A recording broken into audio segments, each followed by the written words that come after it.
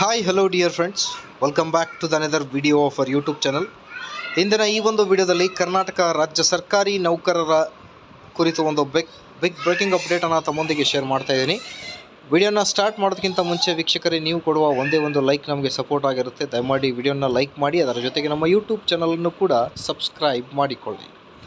Government employees Karnataka budget ಸರ್ಕಾರಿ ನೌಕರರಿಗೆ ಸಿಕ್ಕಿದ್ದೇನು, ಒಂದು ಬ್ರೇಕಿಂಗ್ ಅಪ್ಡೇಟ್ ಬರ್ತಾ ಇದೆ.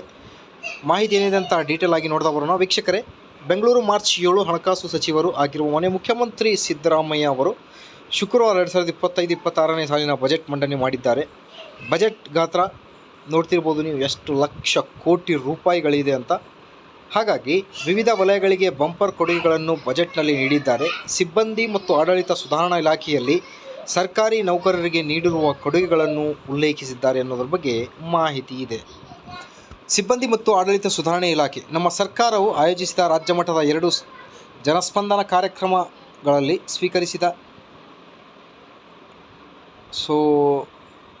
ಸಾರ್ವಜನಿಕರ ಕುಂದುಕೊರತೆಗಳನ್ನು ಪರಿಣಾಮಕಾರಿಯಾಗಿ ನಿರ್ವಹಿಸಲು AI ಚಾಲಿತ ತಂತ್ರಜ್ಞಾನಗಳಿಂದ ನವೀಕರಿಸಿ ಇಲ್ಲಿ ಡೀಟೇಲ್ ಕೊಟ್ಟಿದ್ದಾರೆ.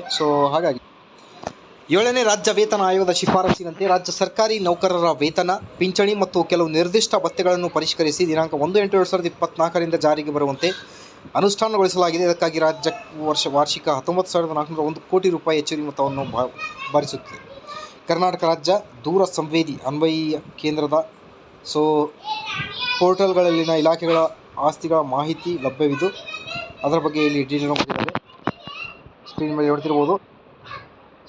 ಈ ಎಲ್ಲ ಮಾಹಿತಿಯನ್ನು ನೀವು ಸ್ಕ್ರೀನ್ ಮೇಲೆ ಗಮನಿಸ್ತಿರ್ಬೋದು. ಬಜೆಟ್ನಲ್ಲಿ ಏನೆಲ್ಲ ಇನ್ಫಾರ್ಮೇಷನ್ ಇದೆ ಅನ್ನೋದು. ಇದೇ ಇವತ್ತಿನ ಬಿಗ್ ಬ್ರೇಕಿಂಗ್ ಅಪ್ಡೇಟ್. ಮಾಹಿತಿ ಇಷ್ಟದಲ್ಲಿ please like, share and subscribe. Thank you.